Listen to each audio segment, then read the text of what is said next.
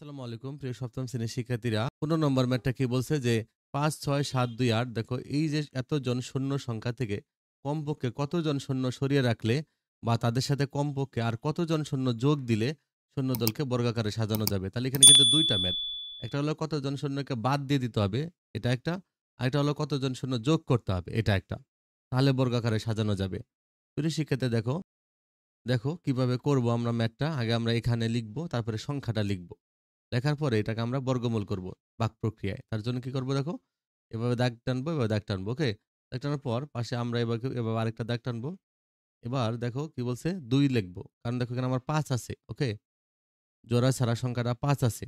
তাহলে যেহেতু আমার এখানে ২ যদি লিখি তাহলে ২ তখন আমার ৪ হবে। তাহলে ৫ এর কাছাকাছি হলো। ৩ লিখলে যেহেতু ৩ তিরিকে ৯ হয়ে যায়।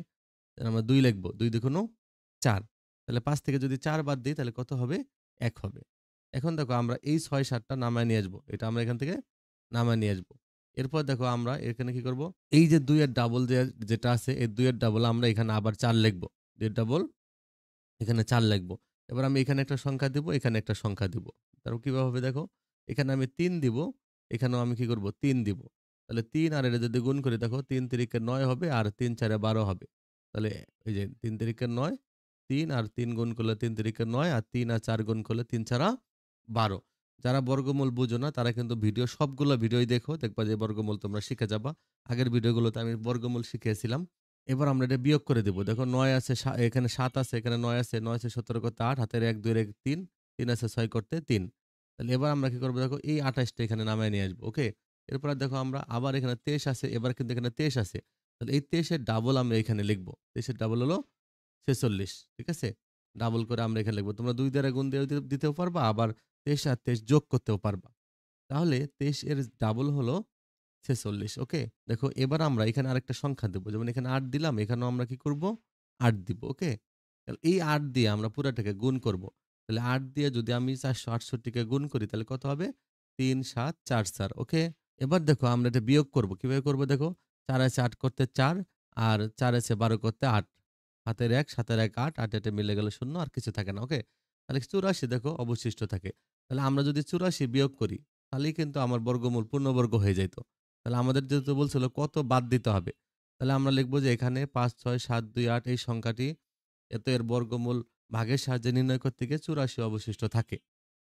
সুতরাং এত সংখ্যাটি পূর্ণবর্গ নয়। তাহলে সংখ্যাটি থেকে যদি ৮৪ বাদ দেওয়া হয় তাহলে পূর্ণবর্গ হয়ে যাবে। যদি বলতো তোমার এখন সংখ্যাটি কত তাহলে তুমি এটা থেকে ৮৪ টা বাদ দিয়ে দিলে তুমি সংখ্যাটা লিখতে পেয়ে যেতা। ওকে? সুতরাং ৮৪ জন সৈন্যকে সরিয়ে রাখলে সৈন্য দলকে বর্গাকারে সাজানো যাবে। ওকে? এটা হলো কতজন সরিয়ে রাখলে। এখন দেখো এই ম্যাথের পরের পার্টটা যে ছিল যে কতজন সৈন্য যোগ করলে। দেখো কিভাবে যোগ করার নিয়মটা তো তোমরা জানো। সেম নিয়মেই করতে হবে। এভাবে লিখতে হবে যেভাবে দেখো এভাবে তোমরা লিখবা। আবার এর সাথে কোনো ক্ষুদ্রতম সংখ্যা যোগ করলে যোগফল পূর্ণবর্গ সংখ্যা হবে। তাই না? তখন এর বর্গমূল কত হবে? তখন বর্গমূল আগে যে আমাদের বর্গমূল বের হয়েছিল ২৩৮ তখন আমাদের ২৩৮ যোগ ১ বর্গমূল ১ কিন্তু বাড়বে। তখন হবে ২৩৯। এখন ২৩৯ এর নরমাল যদি আমরা বর্গ করি তাহলে কত হবে দেখো? ২৩৯ গুণন ২৩৯ এটা হবে ৫ ৭ ১ ২ ১ এটা গুণ করলে এটা পাওয়া যায়। তাহলে আমাদের নির্ণয় ক্ষুদ্রতম সংখ্যা কত? তাহলে আমরা এই যে আমাদের যে আগের যে সংখ্যাটা ছিল তাহলে ৫ ৭ ১ ২ ১ থেকে আমরা আগের সংখ্যাটা বিয়োগ করে দিব। তাহলে আমরা কিন্তু পাবো ৩৯৩ পাবো। এই যে ৩৯৩ যদি যোগ করা হয় তাহলে কিন্তু সংখ্যাটা পূর্ণবর্গ হবে। তার মানে ৮৪ বাদ দিলে যেমন পূর্ণবর্গ হবে আবার ৩৯৩ যোগ করলেও সংখ্যাটা পূর্ণবর্গ হবে। তাহলে বাদের নিয়ম আর যোগ করার নিয়ম কিন্তু এটাই। এটা তোমরা মনে রাখবে।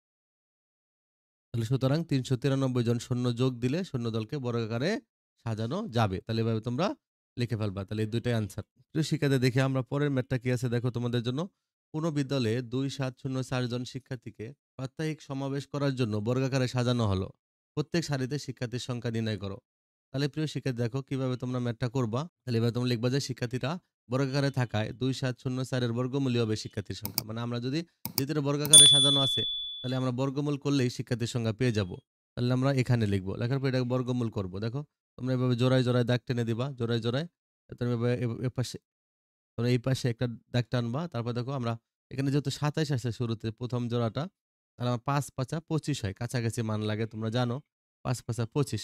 তাহলে এবার এ আমরা যদি ৬ দিতাম ৬ ৬ ৩৬ হয়ে যেত। ৪ দিলে ৪ ৪ ১৬ হয়ে যেত। এজন্য আমরা ৫ দিয়েছি ২৭ এর কাছাকাছি পেয়েছি মান।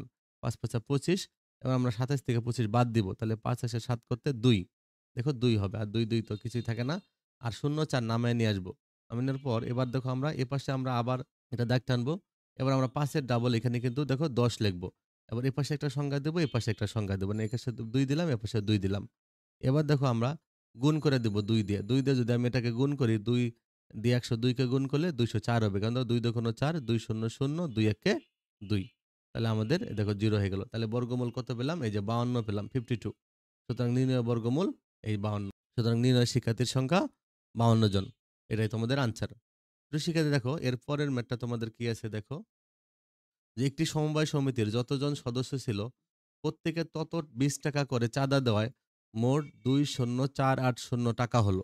তাহলে ওই সমিতির সদস্য সংখ্যা নির্ণয় করত। কিভাবে করব আমরা দেখো? সমাধান। দেখো মনে করি সমিতির সদস্য সংখ্যা কজন? এখন আমরা কি করলাম? সমিতির সদস্য সংখ্যা বের করব। এখন দেখো এখানে কি বলছে? যতজন সদস্য আছে তাহলে কজন সদস্য আছে আমরা এটা ধরলাম সদস্য কজন? প্রত্যেকের তত ২০ টাকা করে দিছে। মানে তত ২০ মানে সংখ্যারও আবার তত ২০। তাহলে একজনের চাঁদা দিছে ২০ গুণন ক টাকা করে। মানে সদস্য সংখ্যার তত ২০ টাকা করে দিছে। মানে তার মানে ২০ ক করে চাঁদা দিয়েছে। ওকে? এবার দেখো তাহলে এখানে দেখো আমাদের মোট সদস্য কজন? মানে একজনে চাঁদা দিছে ২০ ক টাকা করে। কারণ প্রত্যেকের তত ২০ টাকা করে চাঁদা দিছে। তাহলে এখন কজনে চাঁদা দিছে কত? মোট চাঁদা কত হয়েছে? তাহলে কজন চাঁদা দেয়া হলো? এই যে ২০ কর সাথে আবার সদস্য সংখ্যা ক গুণ দিব আমরা।